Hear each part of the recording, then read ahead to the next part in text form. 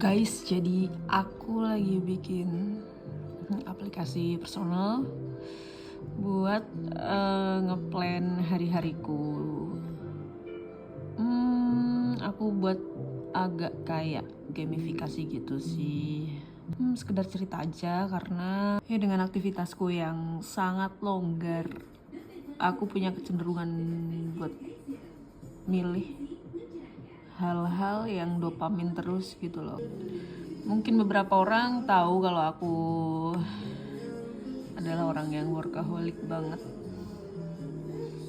Mungkin aku udah ngabisin 5 tahunku nge-build bisnisku ya, snap kamera, dengan cara yang cukup radikal.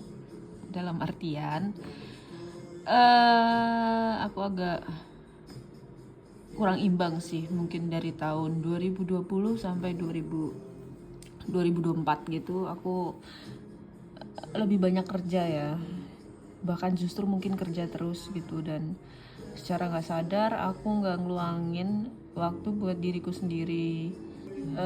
Ya liburan iya mungkin, tapi pikiranku itu sering ngerasa bersalah sih kalau lagi nggak produktif gitu. Aku menyimpulkan bahwa mungkin di tahun 2020 dan bahkan mungkin sebelumnya ya, dari tahun-tahun sebelumnya aku udah cukup lama gitu ya ngejar mimpiku, cari duit. Dan mungkin aku nggak sadar kalau pola hidupku cukup kurang imbang, kurang balance tahun 2020 sampai tahun 2024 gitu, karena aku menghabiskan kebanyakan 85% mungkin untuk kerja. Dan di tahun 2024 akhir atau awal ya, itu aku lupa, sampai tahun 2025 kemarin aku jadi agak kendor gitu karena over stress. Dan di tahun ini sih puncaknya ya, bukan puncaknya di tahun ini tapi lebih ke beberapa bulan ke belakang itu aku bener-bener off, nggak mikirin kerjaan sama sekali. Aku dari yang tadinya kerja banget sampai sekarang cenderunganku itu lebih suka milih hal-hal yang gak bikin stres, which is ya main, gabut, gak produktif, dan itu pun gak balance juga ya. Dan aku di fase ancang-ancang buat mau balik lagi, buat balik produktif lagi. Dan mungkin titik ini aku akan agak berbeda dari yang sebelumnya kerja banget, tapi sekarang aku lebih milih titik balance-nya ya, karena udah ngerasain sih gimana rasanya jadi orang yang kerja terus itu. Waktu itu aku rasanya enjoy karena ada sesuatu yang aku kejar dan itu jadi sumber dopamin buat aku.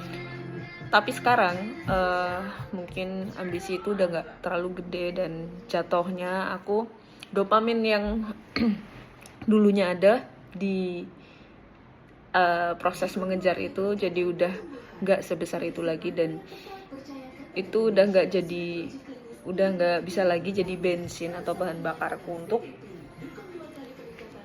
bekerja dengan konsisten. Jadi cari titik tengah atau titik equilibriumnya ya, untuk bisa balance aja gitu. Kerja nggak terlalu ngoyo, tapi juga punya waktu buat diri sendiri. Dan aku udah beberapa kali mencoba sih, sebelum aku bikin aplikasi ini ya, aku beberapa kali mencoba untuk balik lagi, tapi mental lagi gitu, off lagi. Yang aku pelajari dan aku lihat, mungkin karena kewalahan gitu, aku nggak tahu prioritas task mana dulu yang harus aku kerjain, karena jujur bebannya itu cukup besar ya. harus mikir banyak hal sekaligus, dan itu ada di aku sendiri gitu. Tapi kewalahan gitu, harus mulai dari mana masuknya gitu, karena udah lama banget off dan gak kerja sama sekali, gak nyentuh Snap, bisa dikatakan sama sekali gitu. Dan aku rasa aplikasi yang aku buat ini akan aku jadikan sebagai tongkat pembantuku untuk bisa masuk lagi ke rutinitasku gitu, yang lebih balance gitu. Dan aku pikir kayaknya aplikasi ini bakal aku pakai terus sampai suatu saat tua nanti gitu, bisa puluhan tahun, karena ini include semua hal sih, bisa journaling, tentang finansial juga ada fiturnya, terus semua aktivitas, terus log aktivitas. Log itu artinya kayak jurnal harian yang otomatis aja sih, jadi tiap aktivitas yang aku udah selesaikan aku bisa take notes di situ, dan aku post foto atau apapun itu. Jadi kalau misalnya aku mau lihat lagi aktivitasku di tanggal-tanggal tertentu gitu, aku bisa. Dan ini bisa jadi peninggalanku nanti sih, kalau misal ya bisa jadi apapun sih. Kalau misalnya aku mau lihat lagi gitu versi diriku yang di tahun 2026, mungkin kalau waktu aku udah di tahun 2027 nanti gitu.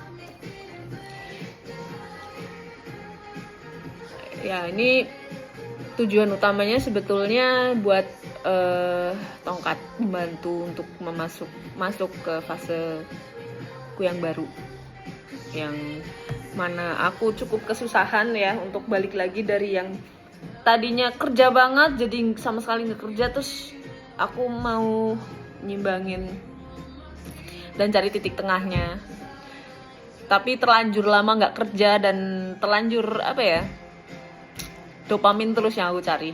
Jadi toleransi stresku cukup agak rendah ya, nggak kayak dulu yang aku tahan banget stres gitu, pusing aku masih gas terus. Tapi sekarang karena aku ada pilihan juga sih, karena fleksibilitas waktu, dan udah udah full autopilot gitu bisnisku.